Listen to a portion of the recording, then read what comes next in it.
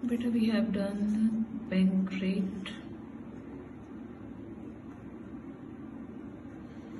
जो bank rate था वो हमारा हो चुका था फर्स्ट। इसके बाद में सेकंड पॉइंट जो कि रेपो रेट था ये भी हो गया था। तो मैं एक बार दोनों चीजें आपको रिवाइज करा देती हूँ। बेटा बैंक रेट वो रेट होती है जिसके ऊपर आरबीआई कमर्शियल बैंक्स को क्या करता है, लोन प्रोवाइड करता है, और ये लॉन्ग टर्म लोन्स होते हैं, लॉन्ग टर्म नीड्स के लिए।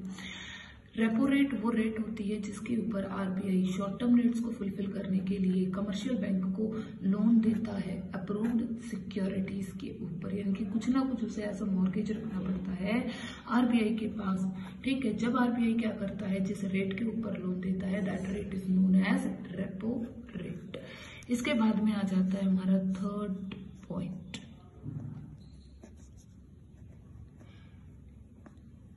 रिवर्स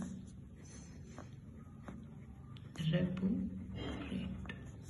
रिवर्स वर्ड का मतलब होता है उल्टा, रेपो रेट का उल्टा कर दो, जो रेपो रेट थी उसका उल्टा। देखो बेटा रिवर्स अब रेपो रेट के अंदर तो क्या हुआ, एक आरबीआई हो गया और दूसरा क्या है,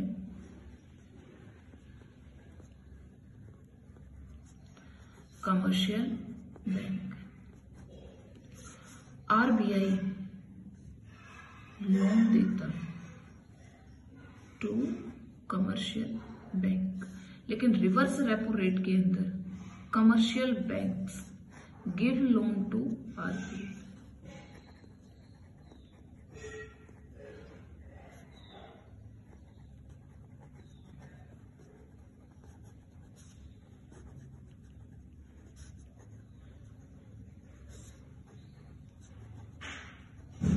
आरबीआई को लोन देते हैं, ठीक है, और जिस रेट पर देते हैं that is known as reverse repo rate. तो बेसिकली अगर हम टेक्निकली अगर बात करते हैं कि रिवर्स रेपो रेट क्या होती है, तो बेटा ऐसे नहीं है कि ये तो एक आपको समझाने का मैकेनिज्म था। रिवर्स कई बार जो कमर्शियल बैंक्स होते हैं, many time commercial banks have surplus extra fund होता है, एक्स्ट्रा अमाउंट होता है किसके पास, कमर्शियल बैंक्स के पास। तो वो अपने एक्स्ट्रा फंड को, एक्स्ट्रा अमाउंट को आरबीआई के पास, सेंट्रल बैंक के पास डिपॉजिट करा देते हैं, deposited to RBI to gate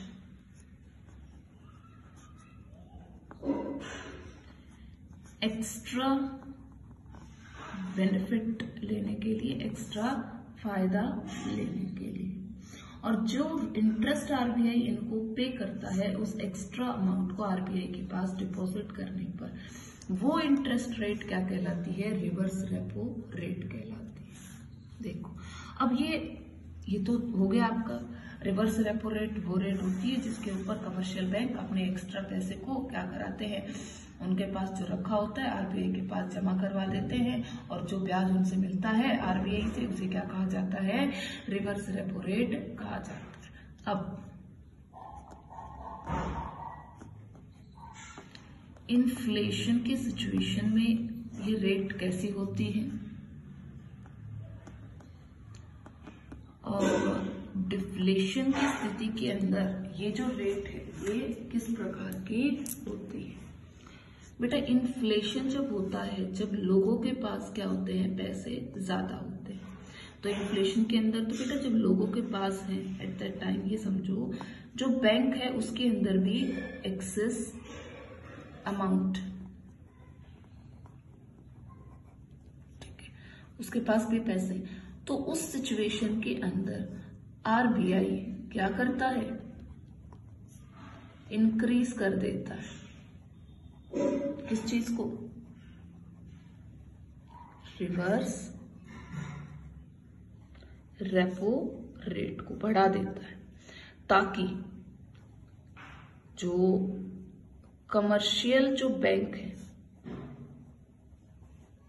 they get attracted and जो भी उनके पास अमाउंट है, जो कि उनके पास सरप्लस है, उसे वो लोगों को लोन की फॉर्म में ना देकर क्या करे, आरबीआई के पास डिपॉजिट करे, क्योंकि ज्यादा इंटरेस्ट उन्हें मिलेगा, किसको, कमर्शियल बैंक को, from RBI.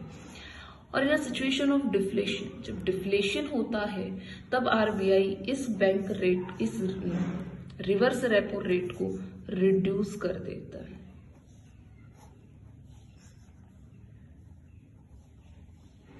Reduce reverse repo rate को घटा देता है ताकि कोई भी बैंक आरबीआई के पास डिपॉजिट ना करे इस अमाउंट को। ठीक है, इसके बाद में अगली आ जाती है बेटा आपका फोर्थ पॉइंट, दैट इज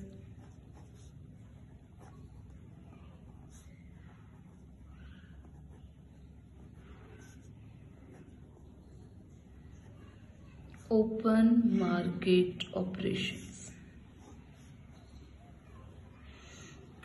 क्या होते हैं ओपन मार्केट ऑपरेशन? बेटा ओपन मार्केट ऑपरेशंस के अंदर अब हमें पता है कि आरबीआई वर्क करता है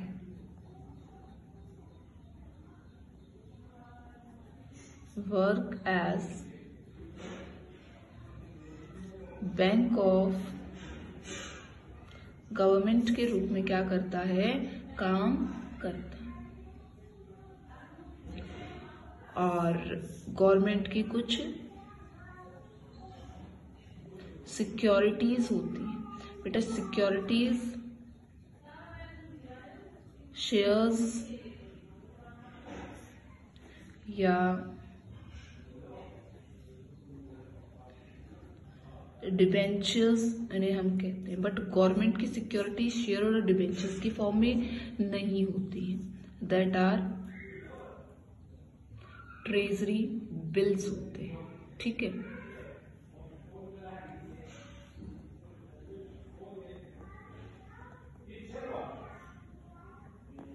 ट्रेजरी बिल्स क्या है, सिक्योरिटी ऑफ द गवर्नमेंट की सिक्योरिटी है। तो इसके अंदर क्या किया जाएगा कि on the behalf of RBI, government के बिहाफ पर this security is issued by RBI. RBI के द्वारा क्या की जाती है, ये इशू की जाती है। तो ये भी फंक्शन है, काम है किस चीज का, आरबीआई का, that RBI issue these securities. अब इन्फ्लेशन की सिचुएशन में क्या होता है, डिफ्लेशन की सिचुएशन के अंदर क्या होता है?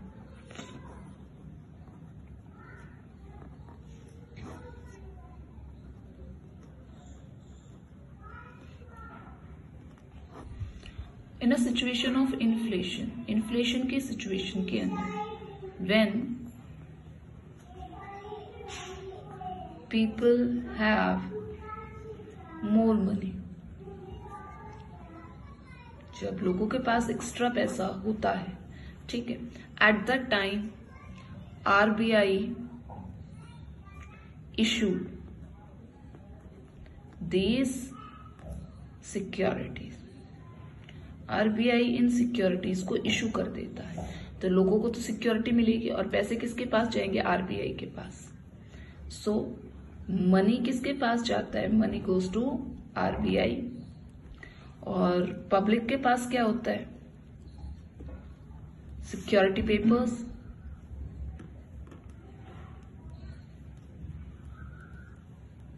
ठीक है, लोगों के पास सिक्योरिटी पेपर्स होते हैं। नाउ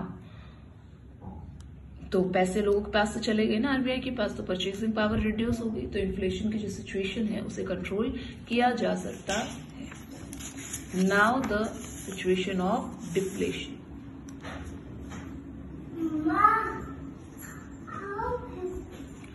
डिफ्लेशन की सिचुएशन के अंदर कि जब सिचुएशन क्या होती है, डिफ्लेशन होता है, एट द टाइम आरबीआई जो सिक्योरिटीज उसने क्या की थी, सेल की थी, लोगों को दी थी और पैसे लिए थे। He purchased those, उन सिक्योरिटीज को आरबीआई परचेज कर लेता है, यानी कि that papers are taken by RBI and money is returned to the public। Public के पास पैसे चले जाते, क्यों? क्योंकि डिफ्लेशन के अंदर वो सिचुएशन होती है when the people have no money, जब लोगों के पास मनी क्या होता है, कम होता है, मनी लेस क्वांटिटीज में उनके पास अवेलेबल होती है। सो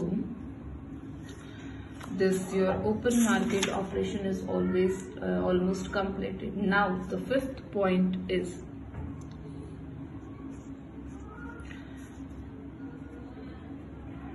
varying। varying का मतलब क्या होता है? various legal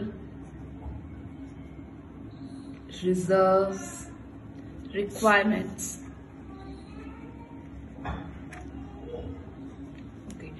There are some reserves that are legally bounded, which they have to be maintained by the various banks, and we all know that RBI controls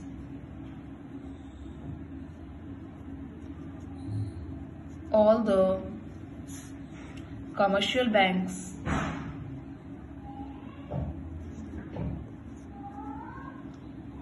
so there are many guidelines which are issued by RBI. Guidelines are issued by the RBI and they must be followed by commercial banks. So in that guidelines, there are two kinds of reserves which is required to maintain by each and every commercial bank, and that are CRR and SLR. Or we can say that this legal reserve requirement LRR is the combination of two reserves. First is CRR and the second is SLR. Or I can say that if I add LRR is find out by CRR plus SLR. Now the question arises, what does CRR and SLR means? CRR की full form है cash reserve ratio. Cash reserve ratio is that ratio or that amount which is deposited by each and every commercial bank to RBI. It is that ratio or that amount. It is that ratio of the entire deposited amount. जितना भी commercial bank के अंदर पैसा deposit है, उसका कुछ प्रतिशत, ये वो रेशियो है जो उसका कुछ पोर्शन क्या किया जाता है, आरबीआई के पास डिपॉजिट किया जाता है बाय कमर्शियल बैंक। कौन करता है? कमर्शियल बैंक करते हैं। दूसरा आता है एसएलआर। एसएलआर होता है statutory liquidity ratio. Statutory liquidity ratio is that ratio which commercial bank has to maintain at there।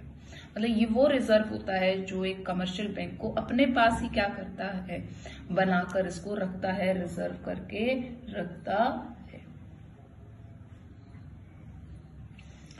और ये रहता है बैंक के पास ही, बैंक के पास रहता है ये रिजर्व, ठीक है, और ये कमर्शियल बैंक के पास डिपॉजिट करवाया जाता है। अब बात आती है कि इन्फ्लेशन में क्या होगा और डिफ्लेशन में क्या होगा।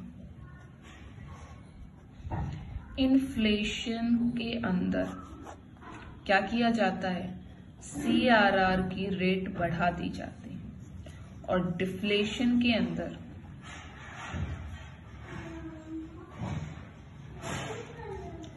CRR की रेट को डिक्रीज कर दिया जाता है, घटा दिया जाता है।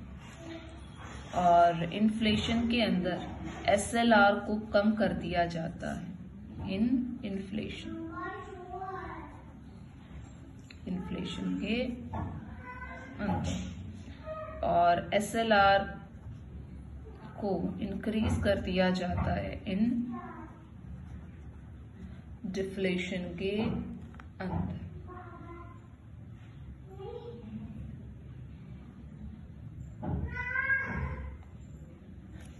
So this is your explanation,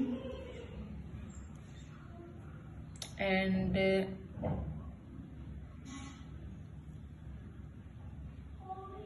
एक सेकेंड, SLR बैंक के पास ही रहेगा तो in situation of inflation but it is increased. Inflation जब लोगों के पास पैसे ज्यादा है तो उनको देने थोड़ी ना है, तो दो हैव टू मेंटेन, तो SLR ज्यादा होगी और डिफ्लेशन में कम होगी।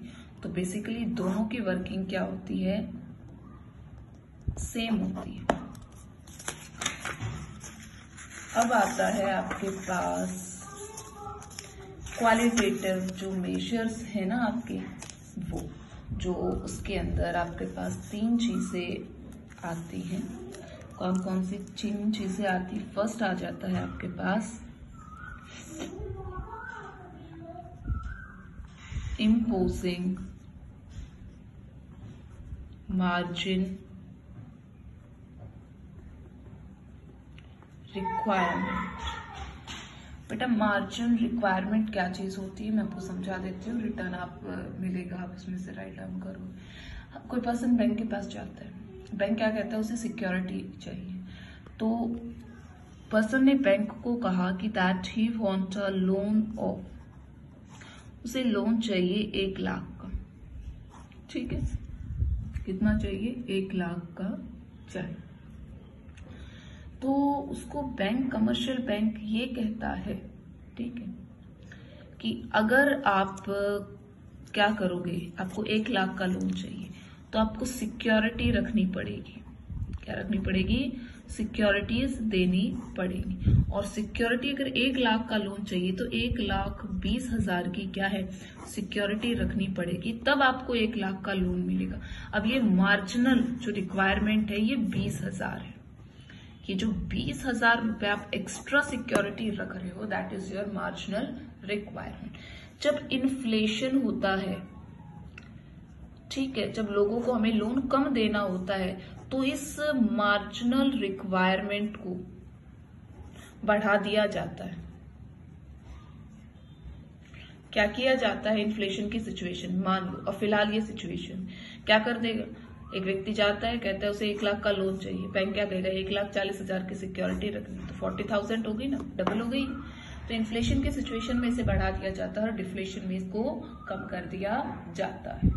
अब इसके बाद में सेकेंड पार्ट है आपका इसका, वो है मॉरल सुएशन, और या क्या कहते हैं इसको हम, डायरेक्ट एक्शंस भी कहा जाता है। इसके अंदर क्या किया जाता है, सेंट्रल बैंक अपने स्पीच, अपने लेटर्स से क्या करता है, चीजों को स्ट्रिक्ट बना देता है और ज्यादा कॉम्प्लिकेटेड कर देता है। यानी कि कमर्शियल बैंक्स को इस तरह के निर्देश दिए जाते हैं, इस तरह की पॉलिसीज बनाता है, स्पीचेस हो गए हैं आरबीआई के, या फिर उसे कंट्रोल करता है। उसे हम क्या कहते हैं, मॉरल सुएशन कहते हैं। जो सेंट्रल बैंक क्या करता है, अदर बैंक्स के ऊपर अपनी पॉलिसी से प्रेशर बनाता है, ठीक है, हिंट देता है, कई बार अपनी बातों से उन्हें ये बताता है कि that you have not to, directly तो नहीं कहता but he tries to control them. इसके बाद में थर्ड जो है वो आपका है सेलेक्टिव क्रेडिट कंट्रोल। इसके अंदर बेटा ये अप्लाई होता है दोनों के अंदर, पॉजिटिव भी होता है और नेगेटिव मैनर के अंदर। सेलेक्टिव पोर्शंस को कंट्रोल करना, ठीक है, जैसे कुछ प्रायोरिटी सेक्टर्स होते हैं, जैसे कि चलो गरीब लोगों को तो लोन, रूरल सेक्टर को तो लोन प्रोवाइड करें, बट रिच सेक्शन का कंट्रोल कर दिया जाए, उसे बंद कर दीजिए, सेलेक्टिव एरियाज को कंट्रोल ये करते। और इसके साथ ही चैप्टर हो जाता है आपका फिनिश्ड। ठीक है, सो कोई भी क्वेरीज हैं आपकी, you may take your queries tomorrow, and this unit is almost completed, and get ready for the test.